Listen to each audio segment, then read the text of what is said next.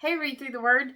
Today is December 4th, and I'm stuck between a couple of titles for today's lesson.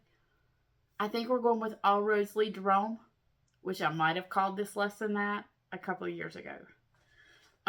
We are in the end of the book of Acts. You will actually finish the book of Acts out tomorrow with Wendy. But today is... I just want us to look at one little verse, and then I want to join some things together for us. All right. It says, and in Acts chapter 24, verses 1,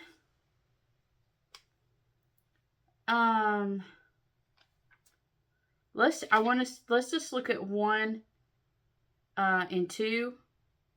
It says this: 5 days later, Ananias, the high priest, arrived with some of the Jewish elders and the lawyer Tertullus to present their case against Paul to the governor. When Paul was called in, Tertullus presented the charges against Paul in the following address to the governor. Okay. And then there it begins. I'm basically going to go over all of 24, 25, 26, and show us some context there, explain some people, and then we're going to go big, and I want to show you a couple of things. So, I want to point out right off the bat that there are 5 men in this section that we really need to pay close attention to. The first one is Ananias that we just wrote about it. So Ananias is the high priest. The next one you need to pay attention to is Felix. Felix is, if you look in, hold on. Let me see.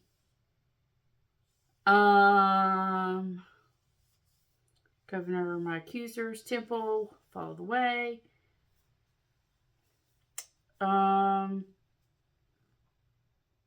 So Felix enters next. So you have Ananias, Felix, then you have Festus, then you have Agrippa, and then you have Paul. So basically, I think I talked about this last year or year before.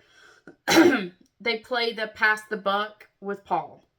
Although Ananias really wants him because he wants to have him dead.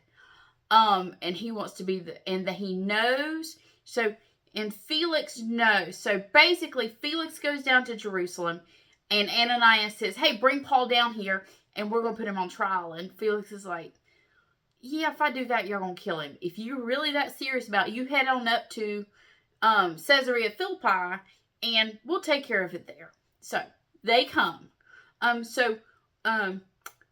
Ananias, I want you to see all the people in their views of the gospel. Ananias wants Paul dead because he's interrupting his power. Then you have Felix. Felix is a governor of the area, and he just sort of toys with Paul. He used Paul as entertainment before he and his wife Drusilla. So he keeps Paul up there. He gives him what he needs. He takes care of him, but he marches him out every once in a while. And he sent for Paul for entertainment for a while. But then 2 years went by, and Felix is done using Paul as entertainment, and then Festus comes in. And that name just sounds like something festering. Okay, so Festus comes in the same, so Felix is out, Festus is in, so Festus is the next governor of the area. And then Festus comes over and takes over the same responsibilities, and also another person. So Ananias would not accept the gospel. Felix felt the gospel was just entertainment. Yeah, That's good. We'll listen to you talk. Sounds like some great stuff, but I'm not going to believe you.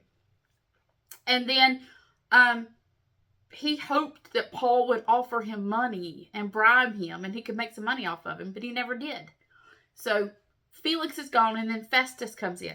So Festus comes in, and Festus was like, he told him he was not guilty. And that's the one where he says, hey, you're not going to send me back to another time. They're like, send him back to Jerusalem and we'll take care of him there. And they're like, no, we won't. They'll kill me. But I'm a Roman citizen. And they're like, okay. Then let's push you off to Agrippa. Now, Agrippa is Herod. Remember King Herod the Great? This is Herod the Great's grandson. This is Herod Agrippa. And he is the king of the area. And so they pushed him off to him. And they're like, okay, we'll just let Agrippa deal with him. And once again, we have another person who he sort of like listens to him, and he he listens to him, and he's very intrigued. And then Paul speaks to Agrippa. I would say the longest conversation we have with Paul in any of these is what's recorded with Herod Agrippa. And it is, he gives him his full testimony.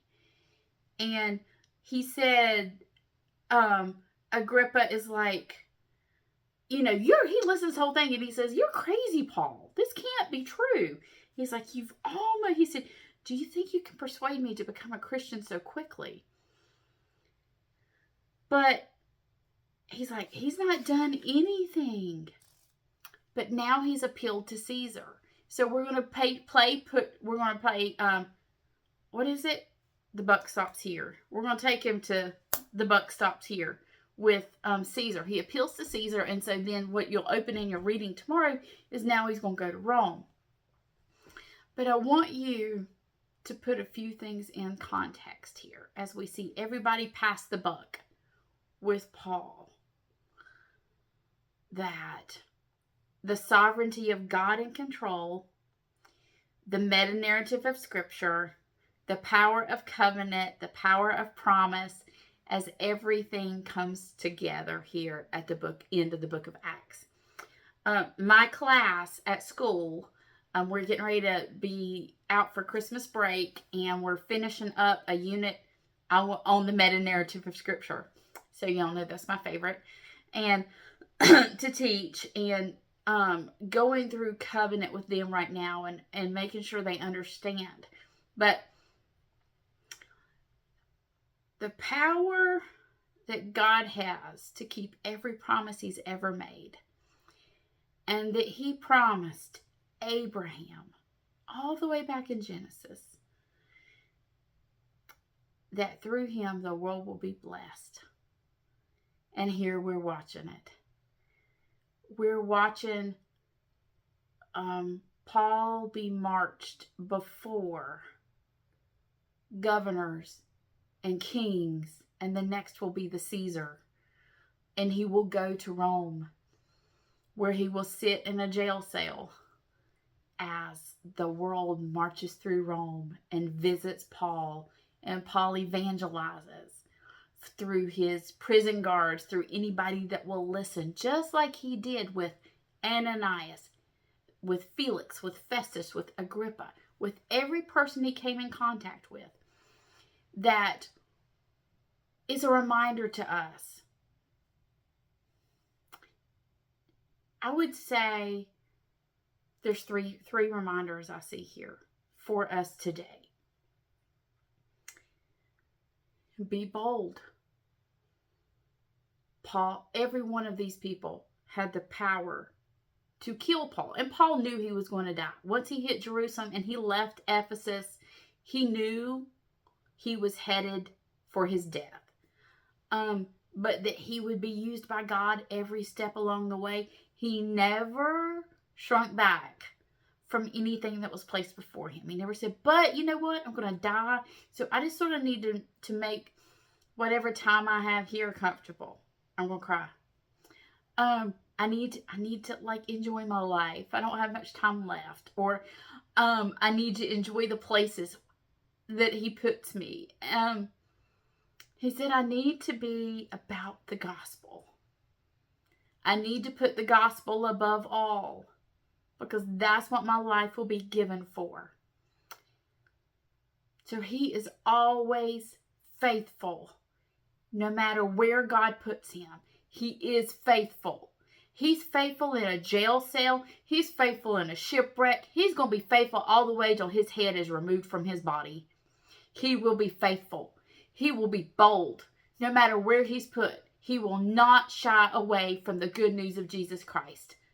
That Christ came to bear the penalty of sin. That he lived a life, a sinless life that we could never live. And he died a sacrificial death and paid our debt, our sin debt.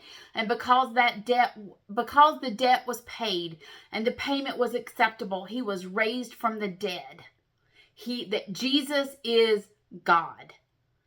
And Paul preached that message no matter where he was, because he's a descendant of Abraham, and he has the message of Jesus Christ, also a descendant of Abraham, that through the whole world will be blessed, because this is the promised one who comes from the Abrahamic covenant, through the Mosaic covenant, through the covenant of David, and through the new covenant. Jesus ushers that in. He is the one. Paul does not shy away from that. This is good news. No matter where he's placed in jail cells. He's placed before all of these people.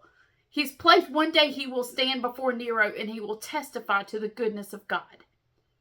Why can't we do that to our neighbors? Why can't we do that on our social media pages? Why do we shy away from the good news of Jesus? Why do we shy away from the good news of the Bible that he's given us? We need to be sharing this with everyone. Everyone. It shouldn't take us knowing that our heads are about to be chopped off before we take it seriously. There are people dying who do not know him, and he's entrusted us with the good news. If we could just be like Paul and be faithful and be bold and never stop. Never stop, because that's who he's called us to be. We'll see you next time on Read Through the Word.